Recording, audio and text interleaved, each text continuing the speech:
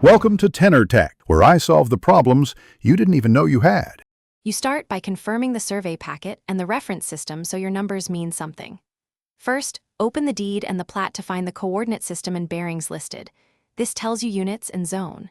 Then, go inspect the boundary on site and identify control monuments, pins, rods, or concrete markers, because they anchor coordinates to real ground. Once done, mark which monument corresponds to each point number on the plat, and make a clean sketch linking document ID to field markers. You now translate the written directions into positions.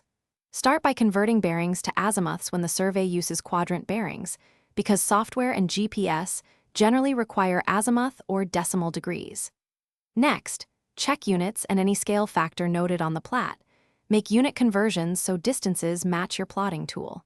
Then enter each coordinate or computed point into your GIS or handheld GPS. When you plot sequential points and connect them, you recreate the parcel outline. You finish by verifying the parcel closes and matches the original survey tolerances. Compute the closure error.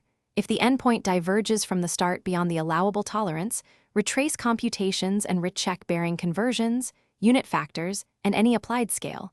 Small math slips or wrong units are common causes. If field monuments don't match plotted points, document discrepancies and flag them for a licensed surveyor.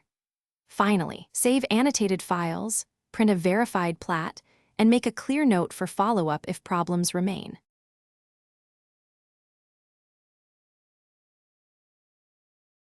Thanks for watching. Subscribe to keep your life in tune.